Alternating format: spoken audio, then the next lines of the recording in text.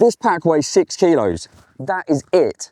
Well, kind of. That's the dry weight of this bad boy before I add food and water. To put that in perspective, that is the weight of a small child, or like carrying a Jack Russell on your back. And this isn't just a fashion accessory, this has everything I need in it to keep me alive on the trail. Dry, warm and comfortable. So I've been a keen hiker for a few years now, but this obsession with weight on the trail is actually quite a new thing for me. And that was the turning point. I decided to declare war on my entire setup, forcing every single item to answer one question: is this a need or is this a want? Now, the main casualty in this was obviously my wallet, but the result was the freedom to travel lighter, go further and have way less pain out on the trail. I'm about to break down exactly how I pulled this off and how you can build your own lightweight setup. So let's get to the nitty gritty. This is the Atom Pack's Atom 40. It's a super lightweight bag. I think I said earlier it's about 470 grams, but to be precise, it's 438. And it weighs next to nothing. For full disclosure, because my next trip is actually the GR20 in Corsica, we will be spending time in refuges that already have tents available, and halfway we'll be staying in a hotel. So there isn't a tent in this pack right now, but normally I'll be taking out the Durston X-Mid one, which weighs 780 grams. So with that, I'd probably pack a few things lighter and still come in around that 6 kilogram mark, which is absolutely perfect for me. So let's take a look what's inside the bag and how I managed to achieve this base weight. So first up, we have the Zenbivy quilt, which is actually super lightweight for me anyway. It's around 700 grams. It does come with a bottom sheet that goes onto the sleep pad, but when I'm traveling light, I prefer to just take the quilt. The reason I like a quilt is because I don't like that confined feeling of a sleeping bag. I much prefer this where I can move and toss around in the night. So this is actually rated a 4-degree sleeping bag. This is the synthetic version. I didn't go for the down because synthetic material performs much better when it gets wet. And I find this amazing on the wild camps I've been on, paired with the Thermarest Neoloft. This sleep pad has been an absolute game changer for me. It's ridiculous how comfortable it is. It weighs around 800 grams, which is honestly a bit heavy for a sleep pad, but like I said, this is lightweight, but it's not ultra-weight madness. I do still like to have a good night's sleep. If I'm doing a multi-day trip, then it really, really impacts me if I have a bad night's sleep. So this always goes with me everywhere I go now, because I can keep my pack so light and still take this. Yeah, so I don't know why I'd go without and risk a bad night's sleep when this is just fine to take. This mat is actually 26 inches wide, which is perfect for me. And it's also 4.5 inches when inflated, which gives me the best night's sleep ever. The final part of the sleep system is the Sea to Summit Aeros pillow. Super lightweight, and it blows up really nicely and gives you a really comfortable sleep. Little tip with this though, I'll blow it up to around 50% because it gives you a way better night's sleep. Fully inflated, it's pretty harsh on the neck. And I think, like everybody in the camping world, I've got one of these Thermarest sit mats. Moving on to what we have in the actual bag. Number one thing for me is always safety. So I always take a map of the local area that I'm going to. So if my electronics fail or I can't get a data signal, I can always fall back to this. The age-old tested methods sometimes do just work best. You can find these maps easily on Amazon and these cheap compasses, so they shouldn't be hard to get hold of. Following up on safety, I like to take a lightweight first aid kit. This is really important. It could save your life or someone else's life. I also adapted this personally, so I have some bits and pieces in here, such as ibuprofen, cocodamol, and some allergy tablets, hay fever relief. So this is really important to take too. This is my toilet kit. Obviously I've got a trowel in there, which is the Juice 2. And I always take some toilet wipes with me because I find that way easier than toilet paper. And these are also biodegradable, so you can just bury them, which is ideal. If you do find yourself in need of the toilet, then you just use this trowel to dig around a 6-inch hole, do your business as expected, and then fill the hole back in. Don't do what I see a lot of people do, which is just go on the ground and then chuck your toilet paper all over the place. It's really not nice for other people to find, and to be honest, it's disgusting. Buy one of these and be a responsible human being. Last bit of safety kit for me is a water filter. So you would have seen these all over the place. This is a Katadyn BeFree water filter. Very simple to use. You just fill it up from a running stream. Don't use stagnant water. Keep an eye out above the trail, because if there are a lot of sheep and cows up there, then, or they've been in the water, that can obviously contaminate the water.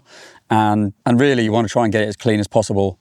Once you've filled this up, you can either drink directly from the bottle, or you can squeeze this into another bottle, which is what I prefer to do. So this is a recent addition to my kit, only because I've seen hundreds of people do it. I did have the Jetboil Minimo, which is great, but it's really heavy and it doesn't really store the gas canister very well. So you end up having to like try and cram everything into the pot in a really awkward way. So this is the Toaks 750ml pot. I think it was roughly 30 or 35 pounds from Amazon in the UK. And I couldn't believe how light this was when I got it. It seriously weighs absolutely nothing. It fits a small gas bottle in there really easily. And like most people, I just put that inside a lint-free cloth and it goes inside that pot very easily. I couple that up with the BRS stove, which is somewhere in the region of 15 to 18 pounds on Amazon. It's really, really super lightweight. That setup just all goes into that pot and that allows me to cook my food in the evenings. In general, when I'm on a multi-day trek, I try to just boil water in here and then use rehydrated meals. I don't usually take that many with me because if there are some shops along the trail or I know that there are places to eat, I'll try to refuel there to save weight as well. I actually forgot to mention one of the most important things I use for safety is this Garmin 66i. Now you can get the Garmin InReach Mini, which is this without the GPS maps on it, which works absolutely fine, but I like to have the maps on me just in case when I'm out in remote locations. You can actually use this to send text messages via your mobile phone, but really be careful when you're taking this to places like India because you can get arrested and thrown in jail for using satellite communicators. So I'd always double check before you head into a country that these are allowed because you can find yourself in hot water taking these through the airport. I always take one of these in the back of my bag. I use that to wipe my tent down in the morning. So clothing, key bits of equipment in your bag. Always take a down jacket. Even if I'm going out or I'm climbing up a mountain in the middle of summer, I take this with me simply because if I have an accident or something goes wrong or the weather turns, I can keep myself warm whilst I'm waiting for help or if I need to stop for a long period of time. This is from Decathlon. It's a 4-class down jacket.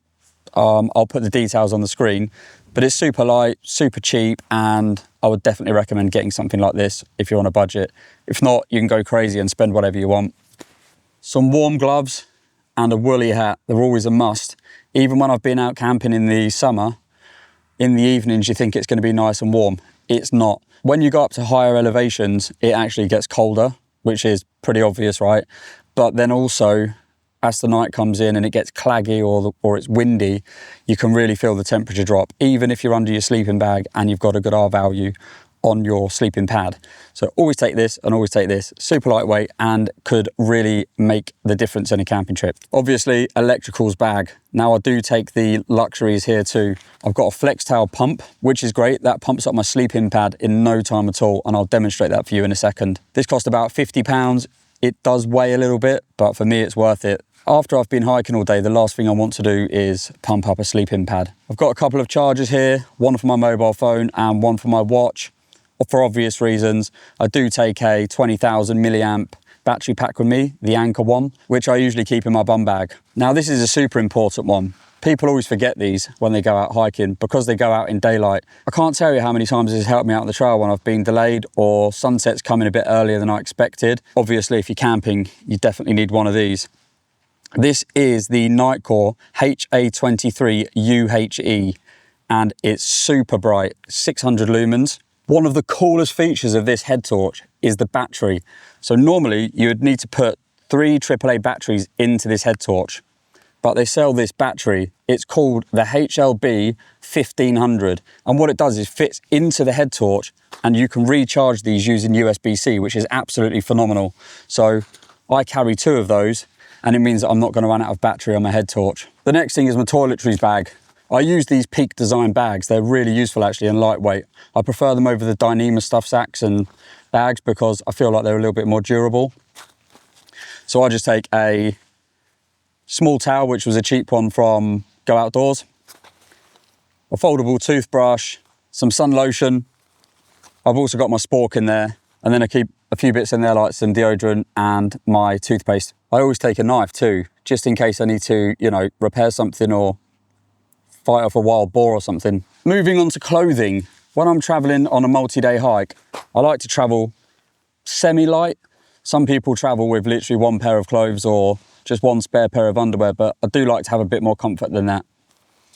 So I always take a couple of spare t-shirts. One of those is for my dry kit in the evening, and one of them I'll rotate with what I'm wearing on the trail. So as I come back to camp in the evening, I'll take my dirty t-shirt off, give it a rinse out in some water, and then either hang it on my tent, hang it on my bag, or dry it out the next day. And then I can keep switching those backwards and forwards.